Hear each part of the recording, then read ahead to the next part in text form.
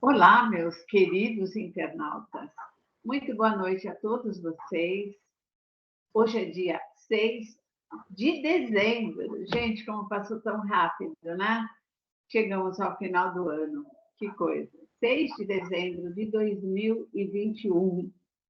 Um ano, assim, difícil, menos difícil que 2020, na minha leitura, né? Porque as coisas começaram a sair, o comércio começou a funcionar, mas não deixa de ser um ano de muita luta, né, que nós tivemos. Mas, graças a Deus, estamos terminando. Então, é um prazer enorme ter você aqui, internauta, conosco. Nós somos muito gratos pela sua participação e, como sempre nós colocamos, nós não somos críticos literários, nós gostamos de ler. Nós lemos um livro, por exemplo, nós estamos lendo agora A Nova Ordem Mundial, do Alexandre Costa, um jovem escritor da Zona Leste aqui de São Paulo. Excelente livro, né? E nós estamos comentando esse livro, nós estamos no capítulo 4 desse livro. E gostamos de debater, não é? Debater o livro, falar alguma coisa. Hoje nós temos, a nossa bancada está com o Guilherme Fagundes e a Daniele, perdão, a Daniele Carvalho, que a gente carinhosamente chama ela de Dani, né? Mas antes de nós começarmos a fazer os nossos comentários, eu queria fazer aqui uma observação para vocês. Ontem eu fui assistir o filme Mostra-me o Pai, dos irmãos Kendrick, né? Os mesmos autores de Quarto de Guerra, Os Corajosos, Prova de Fogo, né? E assim por diante. Tem vários, né? Guerra Interior, eles têm assim uma gama muito boa de filmes. E eles fizeram esse filme que está nos cinemas, e ele retrata a figura do pai. Gente, é muito interessante. Eu gostaria de recomendar a todos vocês o que mais a nova ordem mundial ataca realmente é a família. E o pai, ele é o sustentáculo da família. Sem dúvida, lógico que a figura da mãe é muitíssimo importante, mas o pai é o provedor. E tem toda uma contextualização também espiritual, né? O pai, quem criou a família? Foi o Pai Eterno, né? E é muito interessante, eu gostaria de recomendar que todos vocês assistissem, levem outras pessoas. Ele faz um estudo sobre a família, né? Sobre a figura do pai, a importância da figura do pai que está tão desgastada hoje em dia, né? Hoje em dia, o que a gente percebe, de um modo em geral, a figura masculina hoje está muito desgastada. Então, eu recomendaria que vocês assistissem esse filme. Vocês vão gostar, eu tenho certeza. Ele é mais simples do que os outros filmes, claro, né? Quem está acostumada, né, com algumas coisas muito fantásticas, mas ele é mais denso, ele é bem contextualizado e ele mostra 5 tipos de pais. E eu acho que vocês vão gostar bastante. Tem surpresas também, no final do filme tem uma surpresa muito bonita. Então, eu acho que vale a pena você assistir, né? Então, vamos aos nossos comentários de hoje, do nosso livro Introdução à Nova Ordem Mundial. Cada dia que passa, mais nós vemos este livro nos mostrar a realidade. É impressionante. Então, na semana passada, nós tivemos conosco o professor Ignaldo, e ele fez alguns comentários, ele terminou falando sobre a maçonaria, tudo. O próprio Alexandre, ele fala muitas coisas, e existe, assim, muita coisa que também não procede quando se fala da maçonaria, né? O Alexandre, ele colocou que uma vez ele fez uma pequena pesquisa, existiam, na época que ele fez, eu acho que eram 93 livros que falavam sobre maçonaria, mas nem todos falavam coisas que realmente eram certas, né? Então, por isso, mais uma vez, a gente recomenda o livro do Alexandre Costa para você ler, né? E nós vamos introduzir hoje, nós vamos começar falando dos Illuminati da Baviera. Quem já ouviu falar alguma coisa dos Illuminati da Baviera? Quem já falou? Quem já tentou entender quem foram essas pessoas, né? Então, eu já vou passar direto, né, perdão, para Daniele Carvalho, nossa Dani, para que ela faça alguns comentários na visão dela, o que ela entendeu, né, dos Illuminati, e se ela quiser contextualizar, tudo bem. Está com você, Dani, a palavra. Boa noite a todos, é um prazer estar aqui com vocês, né? É muito bom, porque a gente... Está um pouquinho baixo o som precisa melhorar, Dani. Concordo. Tá bom. Boa noite, um prazer estar aqui com vocês novamente, né? Aprendo junto, porque nós estudamos para poder também transmitir aquilo que nós entendemos para vocês. Bom, como a Claire bem disse, os Illuminatis da Baviera, ou os Illuminatis, eu acho que no século XX e XXI, eu acho que essa foi uma das palavras bem mais ditas, né? Principalmente na questão de Hollywood. Quantos filmes não foram feitos, né? Sobre os Illuminatis, essa organização secreta, só algumas pessoas influentes que tinham, eles tinham segredos, se reuniam em catacumbas. Mas será que é assim mesmo? Bom, ela é uma das mais antigas sociedades secretas que existe, né? Ela foi fundada por um ex-jesuíta chamado Adam Weishaupt. Acho que o nome dele é alemão, né? O alemão não é muito a minha área. Só que, olha só, lembra das famílias que a gente falou lá atrás? As famílias que têm poder aquisitivo, que financiavam e ainda financiam essa chamada nova ordem mundial? Adivinhem quem era a família que estava financiando esse ex-jesuíta na questão da criação dessa sociedade, os Illuminati da Baviera? Adivinha quem é? Os Rothschilds. Os Rothschilds. Como sempre, né, eles estão em todas. E, né, como a gente viu, eles fizeram isso mesmo. Eles criaram fundos, fizeram investimentos para que eles pudessem ter o controle do poder do mundo nas suas mãos, né? Junto com os Illuminati da Baviera, surgiram dois planos, né? Um que era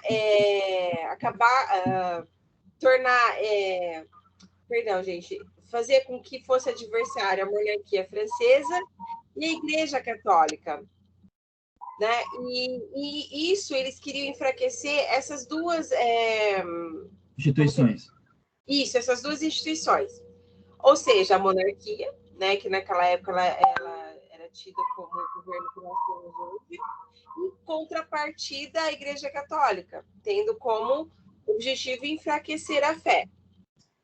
Então, eles pegaram e fizeram uma trama muito, muito, sabe assim, muito ardilosa. Os Illuminati exigiram oficialmente, né, eles fizeram uma trama para assassinar o rei. Sim, eles queriam matar o rei e colocar a culpa na Igreja Católica e, como consequência, criar, né, essa intriga, essa guerra e pegar e desmoronar aquilo que era tido como monarquia na França. Por um tempo até que eles conseguiram, né? Como a gente viu, a França ela sempre foi um berço de grandes revoluções. Só que o que aconteceu? Um dia, o Barão Rothschild, ele estava a caminho de um compromisso, não se fala qual é, e a sua carruagem foi atingida por um raio. Pasmem, foi atingida por um raio. E ele veio a falecer, veio morrer. Na verdade foi um dos funcionários dele, né, Dani? Um dos Isso. funcionários do Barão. Funcionários do Barão, né? Perdão. É um dos homens do Barão, perdão, isso mesmo. Um dos homens do Barão estava dentro da carruagem a caminho de algum lugar que não é mencionado, e dentro dessa carruagem tinha documentos muito importantes, só que no meio do caminho essa carruagem foi atingida por um raio, e essa pessoa veio a falecer. E com ela foram encontrados esses documentos, porque vieram os curiosos depois, aí vieram fazer perícia, e aí descobriram esses documentos, toda a organização secreta, tudo que eles tinham planejado fazer, tudo que eles queriam até aquele momento, inclusive assassinar o rei. O que aconteceu? O rei ficou possesso. Ele falou, não, e começou a caçá-los para eliminá-los. Então, eles tiveram que se esconder, tiveram que ficar nas catacumbas, né, da obscuridade. Isso, da obscuridade. E ali, vocês acham que eles morreram? Os Illuminati deixaram de existir? De maneira alguma. Ficaram mais fortes ainda. E eles são responsáveis também, junto com as famílias Rothschild, Rockefeller, entre as outras que foi mencionado, juntamente também com a maçonaria, por esse mal chamado Nova Era. Porque a única coisa que eles desejam é ter o controle, o poder do mundo nas mãos, para eles fazerem o que bem entender. Lembrando que o objetivo deles é eliminar uma parte da população, para que possa ser mais fácil dominar a outra, com os ideais deles, com tudo que eles pensam e com tudo que eles determinam. Ou seja, você nunca vai ter liberdade, você nunca vai ter livre-arbítrio, se isso viesse concretizar. Então, os Illuminati nasceram aí, né, no século XVII, e essa é uma pequena parte da história deles, mas que é importante, né, porque tem direcionado o mundo e, como consequente, as nossas vidas também. Aí eu volto para a Claire. Muito bem, Dani, obrigada por essa introdução. E eu vou passar para o Guilherme para ele fazer os seus comentários a respeito dessa sociedade secreta. Como nós falamos nesse capítulo, é o surgimento, né, de várias sociedades secretas. E dentre essas sociedades estão os Illuminati.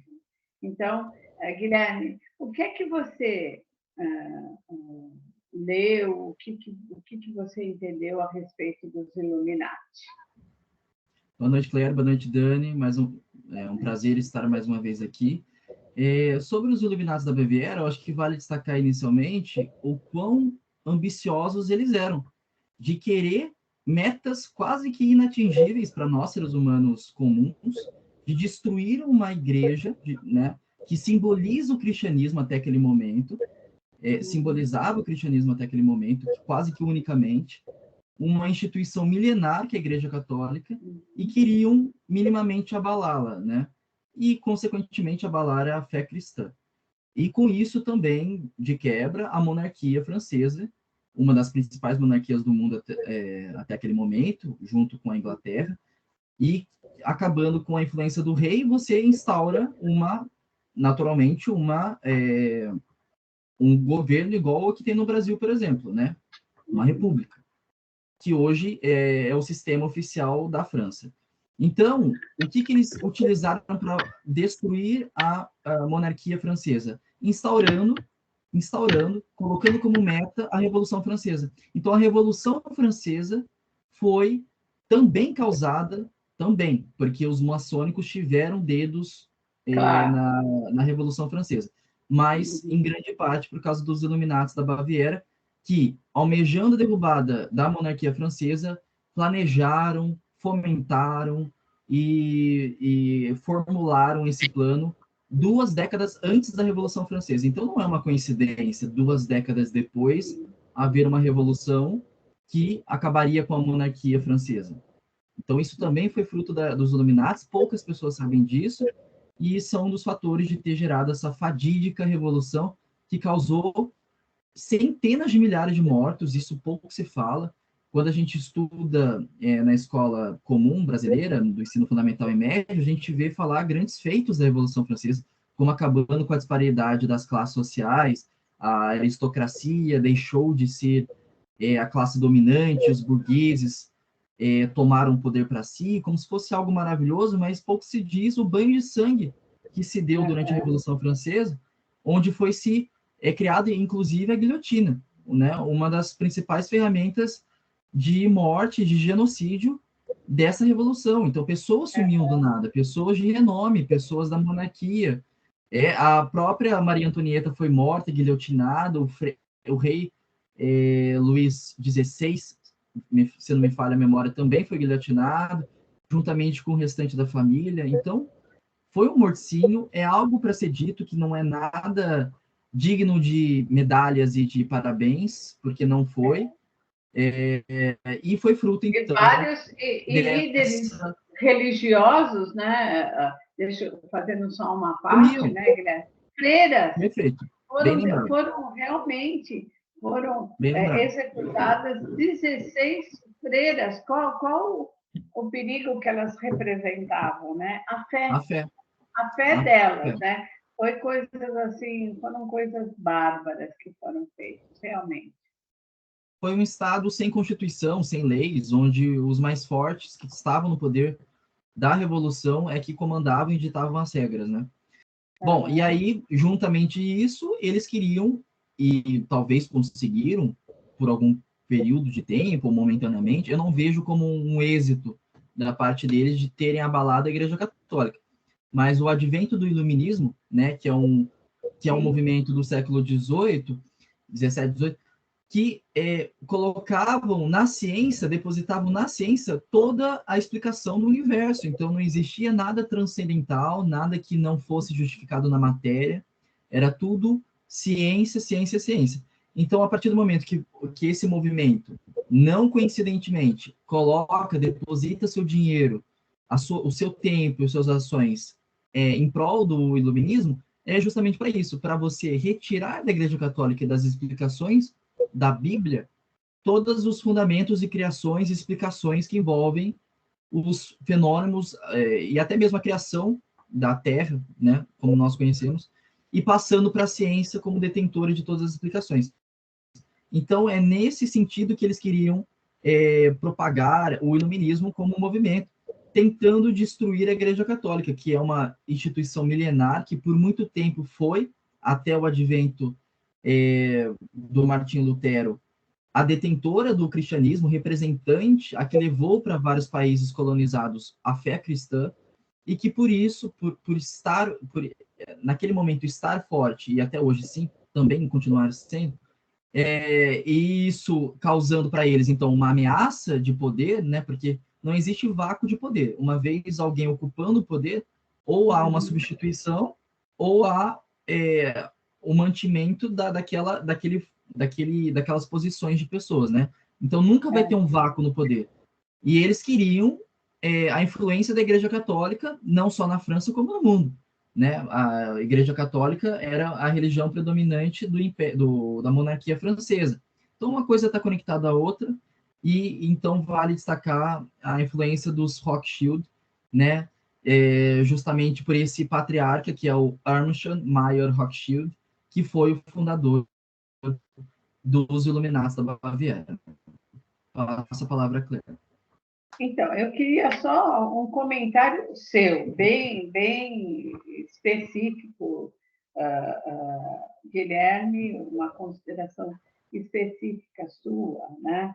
Para que, quando as pessoas, às vezes, têm o hábito de criticar uma determinada denominação, por exemplo, a Igreja Católica, por exemplo, os protestantes, por exemplo, os judeus ou os muçulmanos, e assim vai, né? Quando você tem a tendência a criticar uma determinada denominação por conta de uma pessoa, né? Então, eu gostaria de que você fizesse um breve comentário sobre esse jesuíta, não é? Um jesuíta, ele mesmo querendo a destruição, não é, da sua denominação. Então, você como católico, Guilherme, que análise você faz e realmente chamar atenção para os nossos internautas, todo o cuidado que a gente deve ter quando acontece de uma pessoa cometer ter uma certa atitude e toda essa atitude atingir toda a denominação, né? É uma autofagia, né? Uma autofagia da religião, né? Então, ele não foi a primeira vez, ele não foi o primeiro exemplar que tentou abalar o cristianismo de dentro, né? Uma vez sendo pertencente da fé cristã. A gente vê, por exemplo, como sendo o primeiro exemplar, Judas. Judas traiu Jesus, era tido como um apóstolo cristão e traiu Deus, ou melhor, Jesus, né? Em troca de moedas de prata. Então, ele foi o primeiro exemplar dessa traição da própria fé. Judas, ainda mais pior, né? Porque traiu pessoalmente Jesus. Mas nós vemos também nesse jesuíta que não havia, se é que um dia ele foi de fato jesuíta, que ele não acreditava na religião, porque ou você acredita na religião e morre pertencente a ela, ou se você um dia deixa de fazer parte dela, porque você nunca fez, né? Porque uma vez crendo em Deus, não tem como descrer de Deus, né? Ou você nunca creu de fato, ou você estava fingindo. Existem várias variáveis, né? Tem impostores no meio de todas as religiões, existem pessoas mal intencionadas em todas as áreas.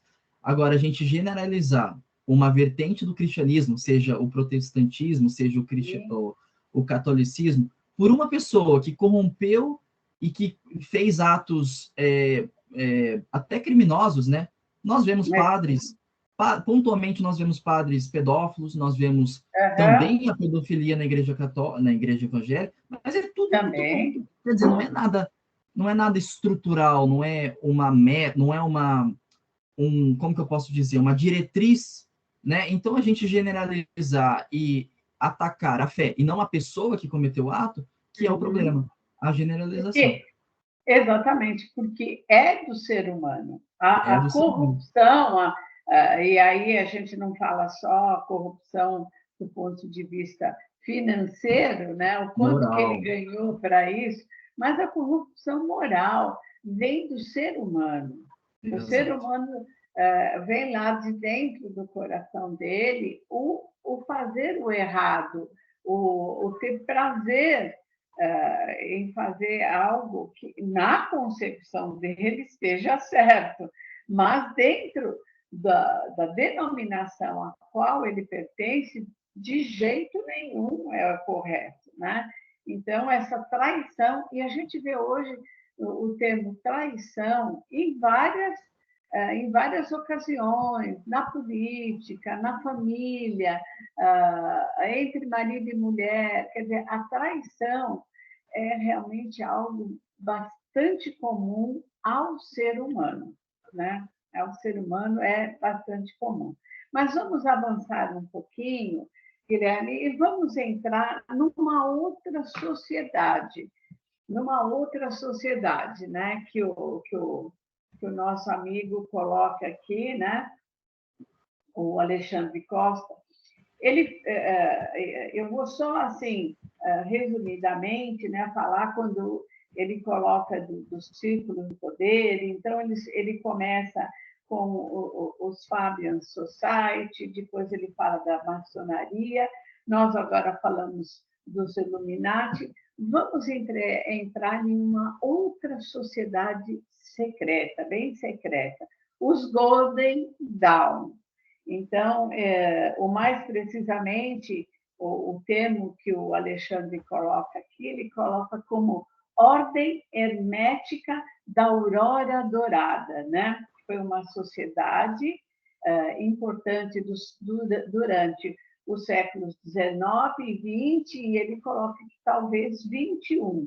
As suas ramificações estendem por vários países e seus quadros sempre foram preenchidos por importantes personagens da Europa.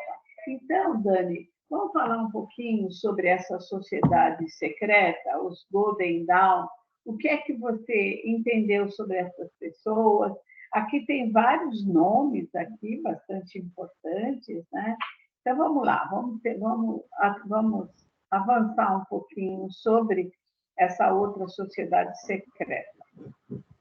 Bom, de todas as sociedades secretas, essa me chamou mais a atenção, porque ela tem algo peculiar nela que, ao mesmo tempo, causa espanto, horror e dá até uma certa repulsa. Por quê? Essa organização, que também, né, veio dos ensinamentos de Christian Rosenkreuz, deve ser alemão também, que foi o guru daquela sociedade da Rosa Cruz, né, que causou muitos problemas lá nos Estados Unidos. Só que o que acontece? Essa organização, a Golden Dawn, ou Aurora Dourada, ela tem como preceito o ocultismo. Então, o que ela fez? Ela fez uma salada, pegou alquimia, geomancia, feitiçaria, teologia, astrologia, colocou tudo dentro de uma panela, mexeu e começou-se, então, a formar essas novas ciências. Vocês já devem ter ouvido e ter até livros, a ciência da nova era, né? O gnosticismo é um deles, né? O gnosticismo é um deles. E lá no século XIX, XX, isso estourou. Até hoje ainda tem um pouco, né, dos agnósticos. E o que acontece? As pessoas ricas, as pessoas que têm poder e influência, elas começaram a ver esse tipo de organização de um modo diferente, porque remeteu lá atrás as raízes, porque vocês sabem que essas famílias abastadas, elas não ficam trocando de pares, elas são tradicionais.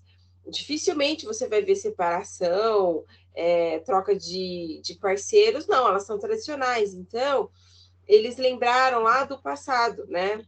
Do poder, da hegemonia que eles tinham, e falaram assim, poxa vida, é uma recuperação daquilo que foi esquecido, né? Uma recuperação daquilo que foi deixado lá no passado. Só que o que acontece? Como ela é envolvida com o ocultismo, né? Porque a gente viu que tem uma salada aí, e cuidado, porque a teologia está no meio, então nem todo mundo que diz Senhor, Senhor é digno do reino dos céus. Olha só o que o escritor ele diz para a gente dessas sociedades. E a Golden Dawn é uma das mais perigosas, ao meu ver. Né? Dela saem pessoas influentes, como Helena Blavatsky, Eliphas Levi, que são, né, ocultistas assumidos. Também tiveram ligações profundas com uma sociedade muito violenta chamada Skull and Bones, lá no estado da Universidade de Yale, né? Isso. E da Universidade de Yale, e pasmem, vários presidentes americanos saíram dali. Você fala assim, meu Deus, não é possível. É possível sim. E tem mais. Teve também a True and Real, que são sociedades germânicas, por onde o socialismo nacionalista de Hitler recebeu contribuições. Adivinha de quem? De bilionários americanos. Então você vê como que é nojenta essa sociedade, porque a gente acha que só foi os alemães ou aquela parte da Europa que financiou esse genocídio. Não. Aqui do nosso ladinho, logo aqui em cima também, para você ver que quando as pessoas elas se unem num propósito nefasto, num propósito ruim, elas pegam e se subsidiam a outras. E vocês podem ter certeza que essas mesmas pessoas que financiaram esse massacre que foi, né, o nazismo, pode ter certeza que elas também financiaram para acabar com ele, para ficar bem na média, né? É assim que essas sociedades trabalham. Só que essa Golden Dawn eu tenho que dar o mérito para ela, porque realmente ela afirma o que ela é ocultista, né? Tanto que o Anthony Levy, ele faz parte, né, dessa organização, e ele é o fundador, que Deus me perdoe do que eu vou falar, mas ele é o fundador da Igreja do Diabo nos Estados Unidos. Entendeu? Desde 1998, né? Tem a sua existência ali. Então, para você ver, a nova ordem, a nova ordem mundial, ela quer tanto poder, ela quer tanto dominar, que ela não é seletiva. Se você vê e contribui e soma, tá dentro. Lá na frente, se a gente precisar se livrar, fazer alguma coisa ou mudar, nós faremos. Mas nesse momento estamos juntos no objetivo só. E para mim, de todas as sociedades, essa eu acho que é uma das. Eu não falo assim perigosas em sentido de dinheiro, essas coisas que a gente sabe que é o Rothschild que manda em tudo. Mas eu falo que ela é mais perigosa pelas coisas que ela mexe, né? Pela mistura que ela faz, pela o estilo de filosofia que ela vende. Mistura o certo, o errado, o ocultismo, o necromancismo, essas coisas juntas, gente, não dão certo. E aí as pessoas, elas começam a ter problemas até psiquiátricos, e daí não nasce nada de bom. Então, resumindo, né, essas ordens que participam da nova era são uma tragédia em si próprio, anunciando um caos mais catastrófico do que foi as outras guerras. Aí eu passo para... Obrigada, viu, Dani? Obrigada. E você, Guilherme, o que é que você pode acrescentar ainda alguma coisa? Eu sei que tem coisas aqui para você também acrescentar sobre os Golden Dawn. Pode falar, Guilherme. Acho que a Dani já sintetizou bastante sobre eles, mas eu tenho algumas considerações. Por exemplo, a gente vê que nessas fundações dessas famílias dinásticas saem diversas pessoas de renome do país específico. Então, quando a gente falou lá sobre o Sockshield e as influências que essa família teve no Brasil, nós citamos uma instituição, que agora não me recordo, que tem uma sigla bastante conhecida de pesquisa, uma fundação de pesquisa, de ensino, onde saíram, inclusive, o FHC.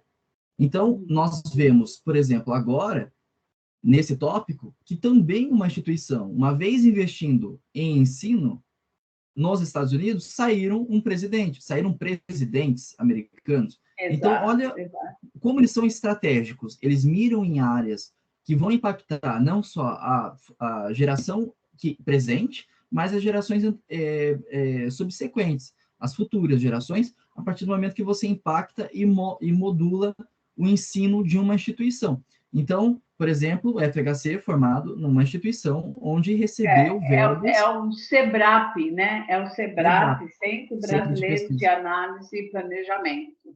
Isso.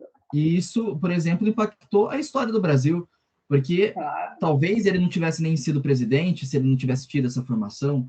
Então, são áreas bastante estratégicas que, não coincidentemente, eles investem. E, por exemplo, a educação. E nós vemos quem fazer isso no Brasil. Essa pessoa não foi citada em momento algum no livro do Alexandre Costa, mas a gente pode ver as influências no dia a dia presentes, ainda mais nessa pandemia, que foi o Lehman. Né? O Lehman é um bilionário brasileiro que possui, na área do ensino, concentrado todos os seus investimentos, suas fortunas, e que durante a pandemia, durante as falências em cadeia das escolas particulares, adquiriu-as e expandiu o seu império. Né? E nós sabemos qual é a vertente ideológica dele, nós sabemos quem são os aliados dele no legislativo, uma delas é a Tabita Amaral, que recebeu como apelido Tablet Amaral, porque em conluio com o Lehman, colocou em votação um projeto que adquiriria, durante a fraudemia, tablets para todos os alunos da escola fundamental e do ensino médio. Então, imagine o quão impactaria essa proposta, caso ela tivesse passado e sido aprovada, no orçamento brasileiro durante uma crise. Então, eles não olham os problemas, eles não observam a viabilidade, mas só observam para o umbigo deles, para as propostas deles. Porque quem seriam os maiores beneficiados disso? O próprio Lema e seus colegas, e bilionários que investem e fornecem equipamentos para as escolas. Tem dois, um instantinho só, Dani. Dois outros grupos bastante influentes em toda a sociedade que também fizeram parte dos Golden Dawn, que são os médicos, né, como o William Westcott e o William Woodman, né, e também os monstros sagrados, né, do teatro. Quando você vê Bernard Shaw, nossa, quantas peças ele não fez, não é? Então, esse pessoal ficou alucinado com essa sociedade secreta. E tudo que vem daí, não é? Quando você vê todo esse tipo de histórias, de feitiçarias e tudo mais, e filmes e peças, tudo isso é extremamente financiado e vem dessa sociedade secreta. Né? Só um adendo final, parece que é quase que estratégico também. São várias pessoas em vários segmentos da sociedade, né? O segmento da arte, o segmento do ensino, o segmento da política. Então, são áreas estratégicas que, uma vez tendo pessoas que pensam igual, né? dentro de um grupo, né? Eles impactam na sociedade como um todo, porque eles miraram e acertaram o alvo, né? Que são as áreas-chave de um país. E eu colocaria como área-chave, a maior delas, o ensino. Eu acho que a educação ela impacta qualquer sociedade, e você pode ver, só finalizando, que em todos os regimes autoritários, desde o nazismo até o comunismo, é a primeira coisa que um ditador faz, ele muda toda a cartilha de uma escola, do ensino de um país, para mudar e contar o oposto que a história mostrou, né? Em favor da ideologia deles. Então, o ensino é estratégico. Muitíssimo, muitíssimo bem colocado. Dani, você queria fazer mais alguma colocação a respeito do Golden Dawn? Não, a respeito do Lema, né? Ele também estava no escândalo lá dos absorventes, que a Tabata também estava querendo emplacar. E pasme, nossa, ele tem partes na Procter & Gamble. Que coincidência, né? E só para deixar claro também, vocês não sei se... A Procter & Gamble, para quem não sabe, Dani, o que é? É uma empresa produtora... É uma empresa que tem como base produtos cosméticos, repelentes, absorventes. Então, né, quem será que estava por trás dessa nova moda, né? Gente, só por Deus, no Brasil. E só para também falar, o Golden Dawn, a gente acha que ele foi extinto, que ele está morto, não está. Ele não é muito mencionado, mas se vocês pesquisarem quem é Madeleine Laxo, vocês vão descobrir que a Golden Dawn está mais viva do que nunca. Claro. E grandes círculos. Eu não vou tocar muito aqui, porque a história dela é bem longa. Mas vale a pena vocês darem uma olhada. Quem é essa mulher? Quem é essa satanista? Porque isso eu posso falar porque ela disse que ela é mesmo. E ela está por trás de muitas coisas, gente, muitas coisas mesmo. Então, como diz, né?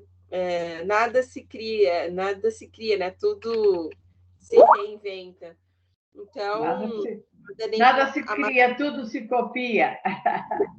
Copia. A Laxo, ela mantém viva essa ordem, né? Que é chamada a Sociedade Rosa Cruz ou Golden Dawn, que para mim, como eu disse para vocês, eu acho uma das sociedades mais perigosas, porque mexe com o ocultismo. E o ocultismo, gente, aí tem rituais, sacrifícios e outras coisas assim que realmente nesse momento a gente vai deixar para uma outra live. A gente pode estar até entrando nesse assunto. Aí eu passo para a Claire. Muito bem. Agora vamos falar sobre fundações, né? E fundações, nós vemos inúmeras inúmeras fundações, institutos que levam o nome do seu fundador, mas quem é que está patrocinando, né? Então, as fundações, na verdade, são extensões das famílias bilionárias, né? De seus bancos, seus investimentos, suas corporações. Então, uma influência crescente. E aonde? Nos governos, não é? Nas modificações culturais. E quando a gente vê a cultura também, Guilherme, eu também coloco a educação e a cultura, duas vertentes onde os tentáculos da nova era atingiu em cheio, né? Então, Guilherme, eu gostaria que você começasse com você falar sobre essas fundações. Vamos lá. As fundações, eu acho que elas vieram para tomar o lugar das ONGs, né? Porque as ONGs teve o boom delas, e ainda tem, elas têm bastante influência, não estou dizendo que não, mas as fundações parecem que elas são ainda mais fortes, elas recebem mais dinheiro, e elas representam famílias, sobretudo, né? Porque a pessoa hoje, não existe mais a pessoa física, né? Para você não ficar tão exposto e você não bater tanto no seu nome, você cria um CNPJ. Você deposita as suas ações e seu dinheiro num CNPJ, numa instituição. Então, inclusive quem diz isso muito é o Kim Paim, que é um youtuber brasileiro que faz vídeos maravilhosos diários, e ele diz que a direita precisa de instituições, ou melhor, de fundações. Porque uma vez você tendo fundações, você tem um corpo jurídico, você tem pessoas engajadas naquilo, você tem funcionários, você tem uma cúpula jurídica. Então, com uma fundação, você consegue fazer muito mais do que como uma pessoa física, ou até mesmo como um político, né? E as famílias, as dinastias centenárias descobriram isso e desde muito tempo não só as fundaram, mas como as injetam muito dinheiro das suas fortunas para almejar algumas metas nada boas, nada benéficas para a sociedade, entre elas o aborto e até mesmo a libertação de todos os presos. Tem muito disso, né? De pintar o preso como uma vítima. Então, assim, muitas pautas a gente pode perceber que combinam e vão de encontro com as pautas esquerdistas, né? Porque eles são esquerdistas por ideologia, eles flertam com o socialismo, né? Só que eles convergem, mas eles divergem no fim, né? Porque eles querem o poder e não... Porque são aquilo que nós dissemos, né? E o que o professor Olavo de Carvalho diz, são 3 poderes hoje presentes no mundo que querem o poder mundial, entre eles o globalismo, que nós estamos debatendo hoje, o islamismo e o comunismo, o socialismo, né? Então, eles se ajudam em alguns momentos, mas também divergem em outros, como nós vemos muito recentemente com o George Soros, que é um bilionário globalista, criticando bastante violentamente o líder comunista, ditador Xi Jinping, né, dizendo que ele é um péssimo homem, etc. Por quê? Porque acontecem rigas e brigas entre eles nos bastidores que nós não temos acesso. Então, aqui ele cita várias instituições, ou melhor, fundações, que são de renomes e que no Brasil eles estão muito presentes, mais presentes do que nós imaginamos. Entre eles o Bill e a Linda, e a Melinda, que é o Bill Gates, e a ex-esposa dele, que agora eles se divorciaram, mas que possuem uma fundação em conjunto. A Fundação Ford, né? Imagino eu que da mesma empresa de automóveis, né? A Fundação Rockefeller, que é da indústria do óleo e que nós já citamos e debatemos sobre em um subcapítulo específico. A família Rothschild, que muito bem disse a Dani, e eu concordo, é a principal família que hoje detém um poder gigantesco, uma grande fortuna, junto com o Jorge Soros, né? A Carnegie, a MacArthur, a Colgan, a Op Society, que, por sinal, é controlada pelo Jorge Soros e que é extremamente presente em vários setores do Brasil, é citada recorrentemente nos vídeos do Kim Paim como sendo, como sendo uma injetora de dinheiro nas maiores e mais variadas áreas do Brasil.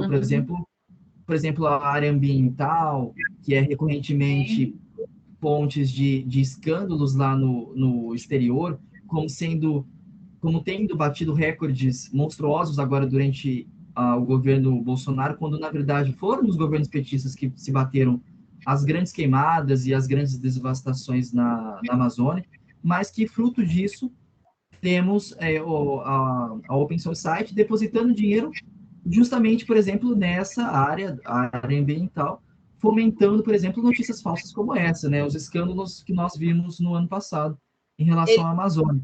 Guilherme, só fazer um adendo, eles também financiaram o grupo Black Lives Matter, que tocou o terror nos Estados Unidos, bem na época da eleição de quem? Donald Trump. Agora você não ouve falar do Black Lives Matter, você ouve aqui ou ali, mas não com recorrência como foi naquela época, ou seja, tem método, né? Tem método. Sempre querendo destruir uma civilização por dentro, né? E também a Ordem Vision e a Oxfam International. E quando eu falo Oxfam, eu já lembro em farmácia e indústria de farmacêutica, né? Que é um império, na verdade. Então, são instituições não governamentais que não possuem verbas de governos, e sim de verbas privadas, e isso que mais assusta, né? Porque da onde vem esse dinheiro e de quantas pessoas vem esse dinheiro, porque às vezes não só vem da própria família, mas vem de outros investidores também, né? E é isso, eles sempre investiram em movimentos sociais que muito recorrentemente vão de encontro a movimentos sociais esquerdistas, né? Então a gente vê no Brasil o MST, nós vemos a CUT, nós vemos diversos grupos sociais esquerdistas que possuem grandes quantias de dinheiro sendo injetadas não só pelo governo chinês, a ditadura chinesa, que injetou dinheiro na CUT, né, muito suspeitamente, ou seja, eles estão injetando dinheiro num sindicato brasileiro. Isso, para mim, deveria ser crime no Brasil. E nós vemos também famílias privadas, famílias de dinheiro privado, injetando nesses grupos sociais do Brasil, os piores que você imaginar, com intenções escusas, como eu bem disse. Passo a palavra a Dani e a Clara. Então, quando nós observamos também os partidos políticos, nós não conseguimos encontrar um partido genuinamente de direita. Nós temos várias vertentes, como a gente vê aqui nessas sociedades secretas, você vê vários partidos, PCdoB, PT, Rede, PSOL, não é? PDT, tem vários partidos, todos eles de linha esquerda, de linha de e integrantes do Foro de São Paulo. Todos integrantes do Foro de São Paulo. Todos, não é? Então, um ou outro que a gente vê que tem uma linha um pouquinho mais de direita, como o PRTB e tal, mas você vê, por exemplo, quanto tempo o Brasil inteiro se enganou com um partido chamado PSDB. Todo mundo achava que esse partido era de centro, era de direita, por exemplo, e totalmente esquerdista, né? É o partido do FHC. Então, realmente é muita coisa, é muita coisa. Quando você, internauta, fica muito fechadinho na sua casa, só procurando essas mídias, né, que são, vamos chamar de oficiais, né, você perde muito tempo da sua vida. Você precisa pesquisar outras coisas, não é? E eu queria assim encerrar esse capítulo com a palavra do Alexandre, como a análise que ele faz sobre essas sociedades, ele coloca o abandono de antigos valores tradicionais e a aceitação de um novo modelo de sociedade tem sido o objetivo destas fundações há décadas. Eles se utilizam de uma rede de organizações praticamente impossível de rastrear. São centenas de organizações internacionais que, por sua vez, financiam milhares de organizações menores e assim por diante, afunilando até chegar à verba que paga, né? A bandeira e a camiseta do ativista que pensa estar protestando contra o capital. Então, o que a gente vê é o seguinte: dá uma pena desse jovem todo cheio de ideologia, querendo uma igualdade, né, da sociedade. Utópica.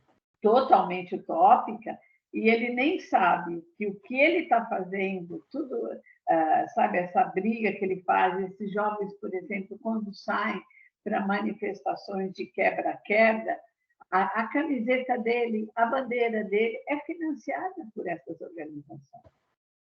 Então, o que o nosso jovem esses jovens precisariam se informar um pouco mais. E cabe à família, aos pais, lerem mais, saírem dessa caixinha que a mídia colocou o povo brasileiro e procurar saber qual realmente o perigo que todos esses jovens estão correndo, né?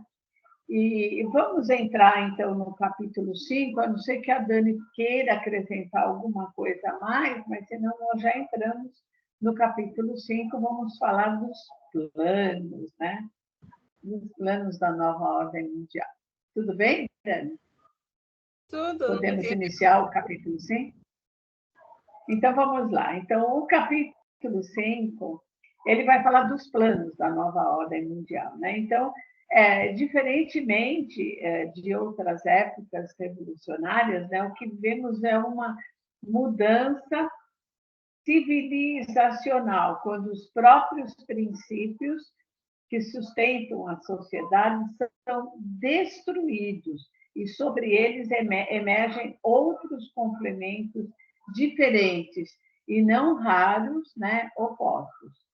Então, para implementar algo de tamanha proporção, então houve assim um planejamento minucioso e a gente vai lembrar do exemplo que o Alexandre Costa coloca aqui, o exemplo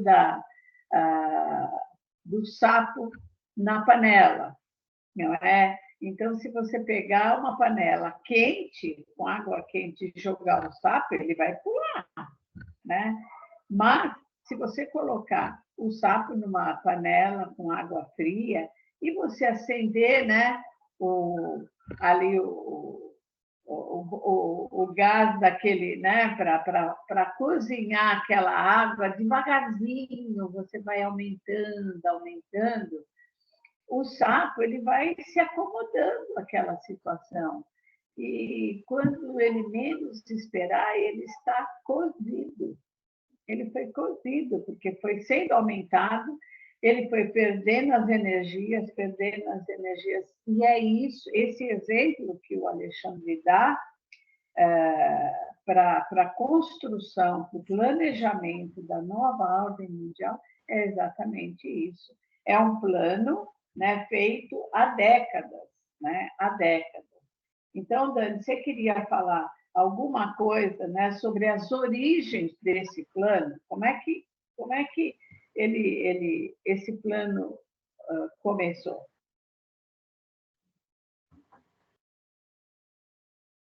Dani, seu áudio.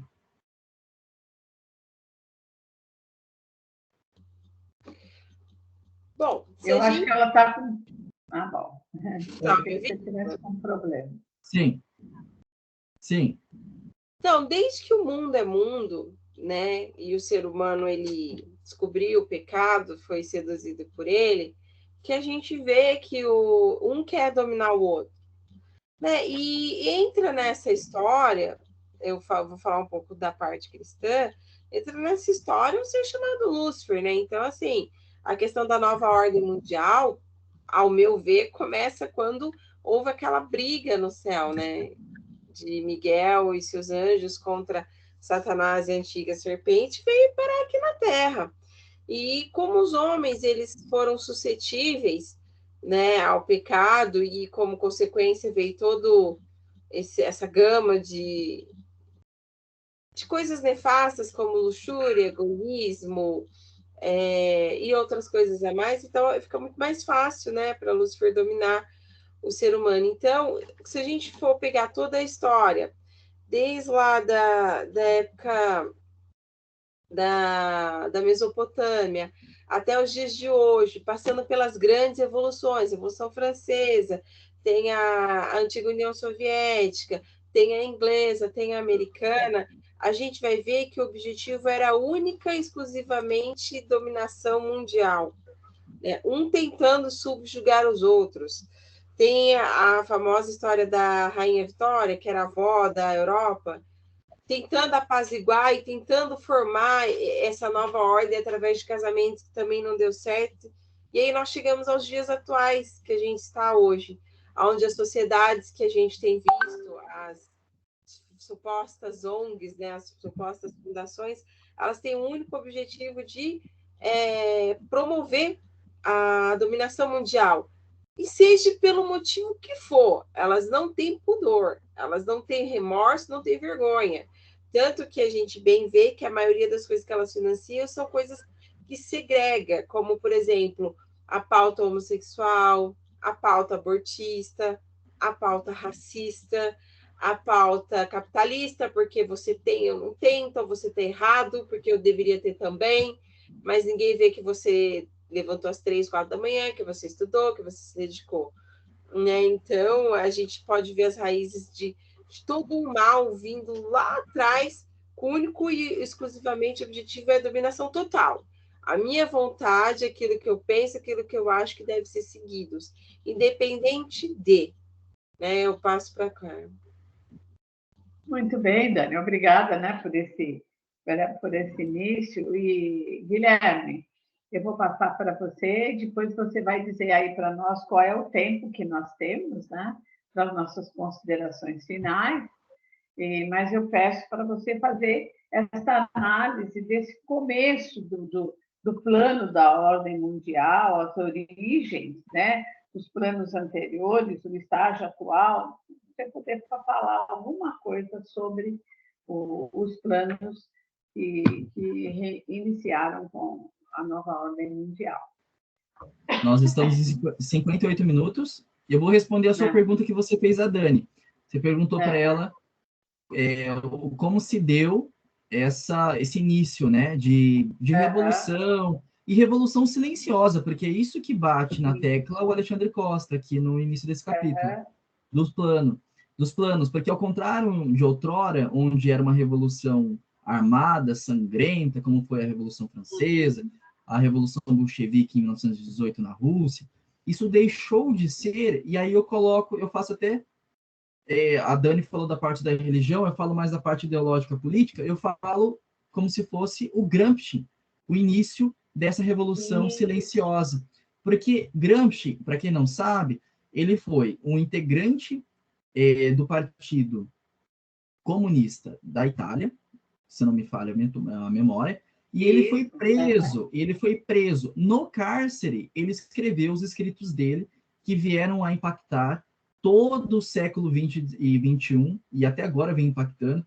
E o que ele escreveu nos anotações do cárcere enquanto ele esteve preso? É justamente isso. Por meio das partes, das instituições, por exemplo, das áreas que compõem um país, você precisa infiltrar os seus militantes, principalmente na área das artes, né? Nas áreas da mídia, das artes. Então, o que a gente vê? Nós vemos televisões, redes públicas de televisão no Brasil, todas com viés esquerdista. E é justamente por isso, porque teve uma infiltração justamente por esses escritos do Gramsci, e que, colocando o nosso componente brasileiro, que durante o regime militar, os militares não fizeram nada para impedir que houvesse essa infiltração, não só, aí a gente entra para o Gramsci novamente, não só nas mídias, mas também nas universidades, no ensino, nas editoras, ou seja, na parte literária.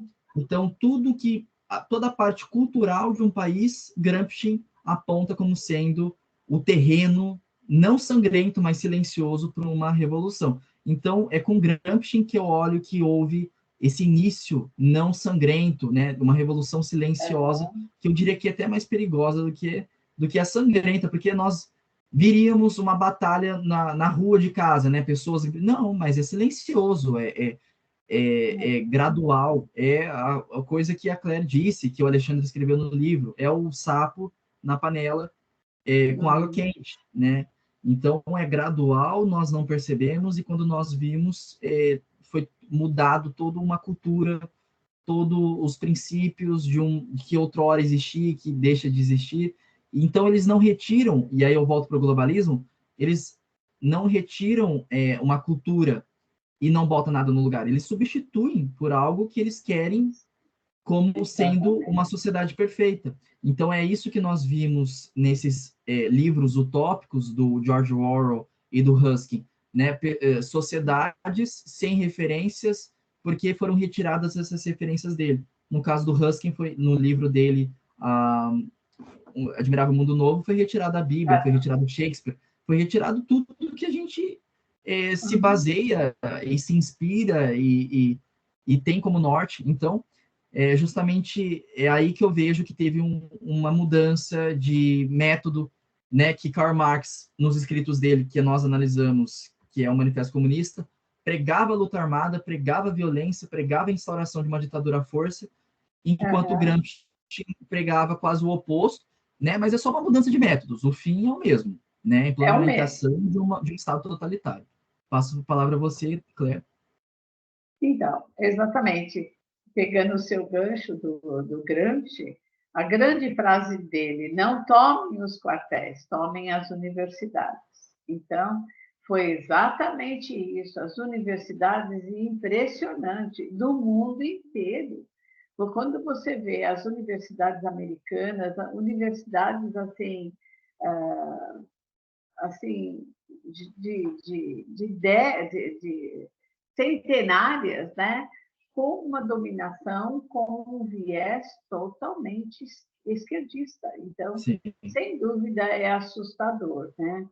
Então, vamos para as nossas considerações finais, né? A nossa live está terminando. Semana que vem, a gente vai continuar falando e nós vamos falar sobre essas ideias maléficas, né? Que ainda compõem esse capítulo, as nações de soberania. Vamos falar um pouquinho sobre o anti-americanismo, sobre anti-Israel. É bastante interessante. Vamos falar um pouquinho sobre como o componente espiritual e o exagero. Eu achei muito interessante esse tópico que o Alexandre vem colocando, o exagero como arma de destruição em massa. Esse tópico é extremamente interessante. Então, semana que vem a gente encerra o capítulo 5, esperamos ter mais convidados, mas eu quero já de antemão agradecer por você, internauta, por você estar conosco, por você se interessar mesmo neste livro, e eu recomendo que você compre esse livro, né? Sem dúvida, nós estamos aqui comentando, contextualizando, mas compre esse livro. Você vai ficar assim impressionado, porque não dá para a gente falar tudo, né? Nós demoraríamos muito. E eu quero recomendar Introdução à Nova Ordem Mundial, do Alexandre Costa. Né? Muito obrigada, querido internauta. Até a semana que vem, né? Continuaremos neste livro. E novamente eu quero recomendar, assistam Mostra-me o Pai, um filme que está em cartaz aí nos grandes cinemas, e é justamente é um chamamento que essa família, né, realmente de cineastas traz para nós. Eu vejo esse filme como assim uma bênção, sabe? Assim, uma luz chamando as pessoas a raciocinarem sobre o papel do pai. Qual é a influência do papel do pai? Quando a gente vê as prisões superlotadas, as comunidades terapêuticas superlotadas, os cemitérios, você vê as lápides, tantos jovens que morreram. Espera um pouquinho, tem alguma coisa errada. Tem alguma coisa errada, né? Então, assistam esse filme que vocês vão gostar muito, ok? Um grande abraço a todos vocês e até a semana que vem. Agora eu passo para a Dani e depois o Guilherme, que vai falar das nossas redes sociais. Dani. Bom, prazer estar com vocês de novo, né? Aguardo vocês na próxima semana para a gente estar discutindo, debatendo, trocando ideias, conversando sobre tudo que a gente tem lido nesse momento, é sobre a nova ordem mundial. Um forte beijo, um grande abraço e até a próxima semana. Bom, também finalizo minhas falas de hoje, fazendo mais uma vez o adendo de que se compartilhe essa live, de que se curta essa live, comente, porque ao comentar uma live no YouTube, você aumenta a visibilidade de um determinado vídeo. Então, não é só a curtida positiva, também é o comentário. Então, se você tem uma dúvida, coloque nos comentários se você tem uma sugestão, como que eu posso dizer, uma crítica negativa, uma crítica positiva, uma crítica construtiva, faça, porque a gente vai ler e vai se adaptar, porque vocês são os internautas que nos assistem, então a gente sempre quer atender as expectativas de vocês, né? E vale destacar que as informações que nós temos aqui não são as mesmas que tem na mídia tradicional, na mídia grande. Então, é uma mídia alternativa que está começando, que precisa de ajuda de todos que nos assistem. Então, espalhe esse vídeo nos grupos de WhatsApp que você faz parte, dos seus contatos, né? Porque o que está acontecendo no mundo hoje é um totalitarismo que a cada vez mais se intensifica, né? A gente vê, por exemplo, na Áustria, agora, 600 € para quem se recusar a tomar a vacina, o que dá 4 mil reais de multa para quem se recusar a tomar a vacina. Nós temos na Alemanha, lockdown para os não vacinados. Então, tudo que está acontecendo hoje no mundo não é uma ponta fora da curva do que nós estamos falando aqui sobre a nova ordem mundial. E uma vez vocês espalhando as informações que aqui nós colocamos, vocês alertam outras pessoas para o que está acontecendo e as origens do que está acontecendo, né? Enfim, eu faço o adendo para que nos siga nas redes sociais, desde o Instagram, que é Conservadores do Universo, no Twitter, que é C do Universo, e aqui, caso você ainda não seja inscrito, assine, ou melhor, se inscreva e coloque o sininho para você receber as notificações quando nós postarmos um vídeo novo.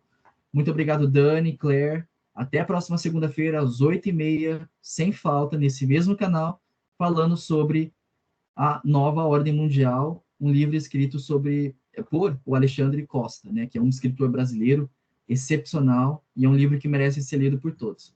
Muito obrigado, Dani, Claire. Tchau, tchau. Até a semana que vem, pessoal. Obrigada, hein?